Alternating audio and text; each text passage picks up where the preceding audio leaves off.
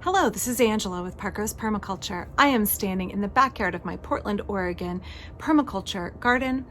This is the rain garden behind me. Behind that is the annual veggie patch. Ringing the perimeter of my property is an orchard complete with ducks, bees, and chickens. The front yard of my garden is a food forest design and a greenhouse that is in process. Here in the backyard, I also have a summer kitchen that is in process because I tend to take on more projects than I can realistically complete within my deadline. I like to be busy. Today, I want to talk about something a little bit different than my usual fare, and I hope you'll hang tight with me through it. And then at the end of this video, I want to talk about 2 upcoming projects that I have that I think you'll be interested in, and just give you a little teaser about how those are going and what you can expect in the future. So those of you who have watched some of my older videos or know me in person know that I have 4 kids. They're ages 10 through 18, and we are unschoolers. I've been asked several times to feature or discuss what unschooling is and how it looks in our lives and how it ties into permaculture. And that's on my list of things to get to. It's just farther down the list a bit, and I haven't gotten to that subject yet. Again, maybe one of those things I'll cover on a rainy day. So unschooling is a philosophy of whole life learning.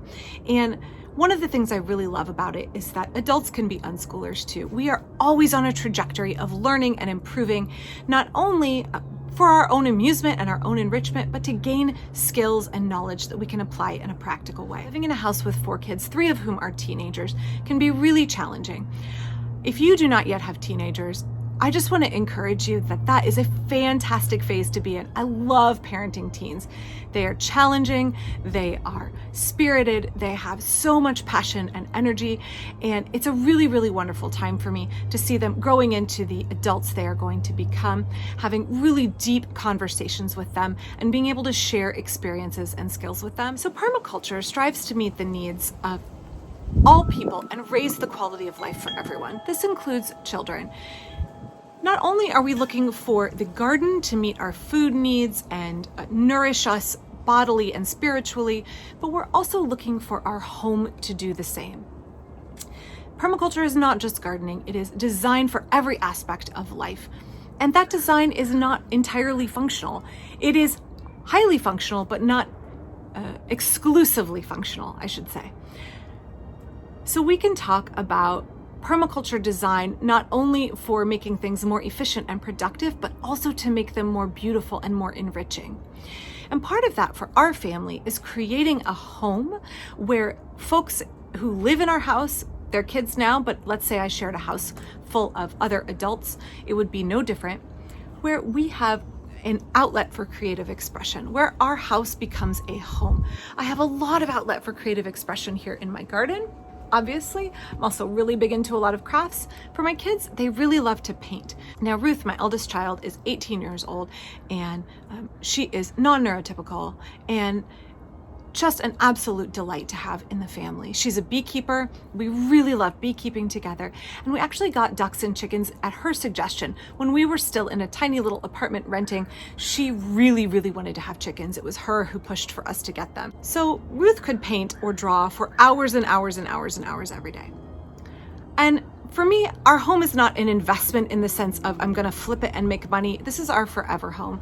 And even if it weren't, it's a place we have to inhabit and enjoy and needs to nourish our spirit as well as take care of our bodies. And so I want to encourage my kids to make the home their own and to decorate it as they see fit.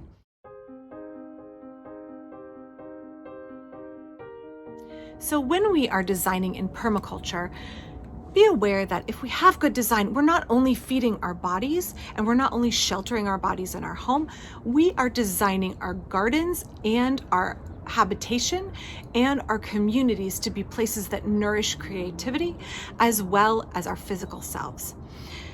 So for us, that's looked like my kid just did a mural on the front of our house using scrap wood that we got out of the woodshed and leftover house paint from our recent painting project. It cost exactly $0, and I love the fact that she was able to create a mural for the front of our house that reflects her artistic design and also reflects her love of nature. So I want to show you that really quickly.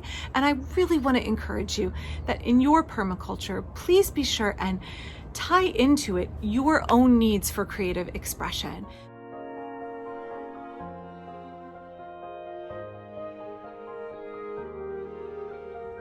So I want to show you her project in a second because I think it will be an inspiration for you. Again, using free material out of our shed, free leftover paint, zero cost whatsoever. We're making our home a unique place that reflects who we are as individuals and feeds and nourishes us.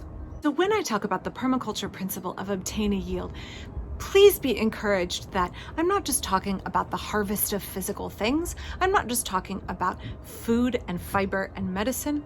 I'm also talking about the yield of creativity, the yield of nourishment for our spirit and our need as human beings to express ourselves.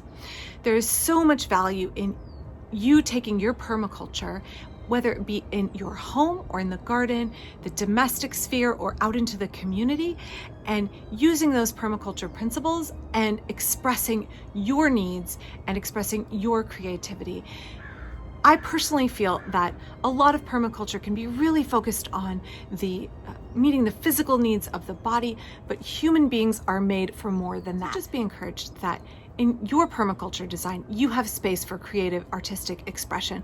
You have space to hone your design so that it meets your needs, your aesthetic, your desires, your view of how your home should look, your view of how your garden should look. And that's all super okay and valid. It doesn't have to meet some catalog or fashion design or interior decor magazine standard.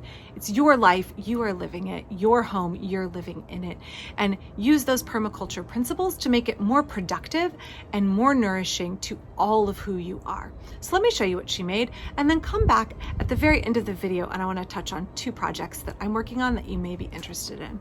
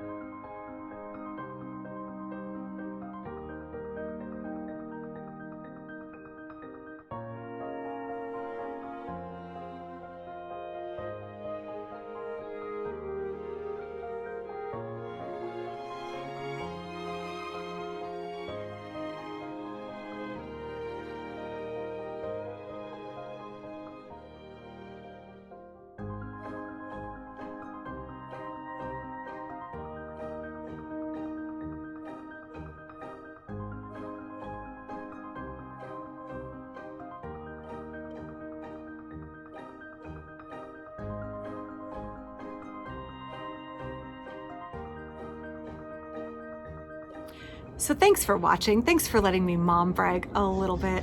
I'm really proud of my kids. I'm proud that they feel really passionately and strongly that they can be themselves as individuals. I think that's really important in permaculture when we are bucking the cultural norm of consumerism and striking out with a different mindset, a different set of ethics where we want to be true to our values, true to other people, and true to the planet. It's important to have a strong sense of self and a strong independent will. And I think that that is a set of values that we can really nourish in our children through living a permaculture aligned lifestyle. So if you've seen my Instagram or some of my other social media this past week, you will know that I am working on starting a second YouTube channel.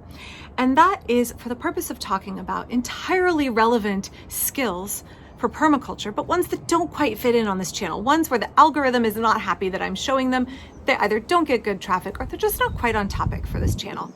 So on this channel, I mostly talk about beekeeping, duck keeping, chicken keeping, orcharding, permaculture, garden design. And I also really want to share more about homemaking skills, traditional homesteading, householding, domestic skills, things like food preparation, preservation, mending, sewing, fiber arts, things like that. Those don't quite fit in on this channel, so I'm going to start a separate channel for those of you that are interested. So please keep your eyes out. That's coming very shortly in the future. Just again, like I said at the beginning of this video, that I tend to have more projects than I can complete on a reasonable deadline, but I'm getting there. So that will be rolling out very soon. So the second project that I'm working on is one that's kind of difficult for me to address, and that is that I'm writing a book. And I've actually written 3 books in the past, and I can't ever bring myself to publish them. They're all on permaculture, on orcharding in the city, things like that, on growing food in the Pacific Northwest. And because of my own fears of perfectionism and never being content with my work, hypercritical, I just never feel like I can show them to anybody or I can get them out into the world.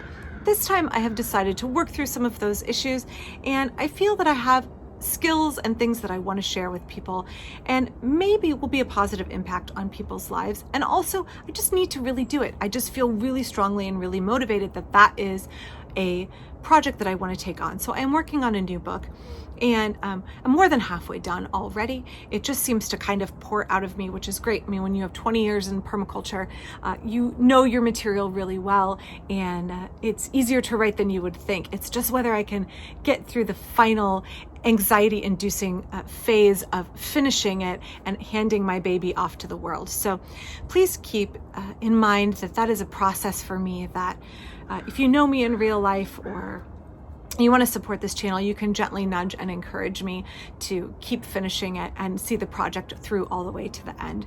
I hope to get there. So those are 2 things that you all can be looking out for in the coming months or maybe a year. I have no idea how long it's going to take me to finish. But in the interim, come back and check out a lot more of my videos on permaculture gardening. Goodness, late July and August, there's going to be tons to do. As of right now, I have to go into the kitchen and shred about 20 zucchini for the freezer. So that's what I'm off to do now. If you got something out of this video, please be sure and subscribe to my channel and check out my Patreon in the description. Thanks so much. I'll be back.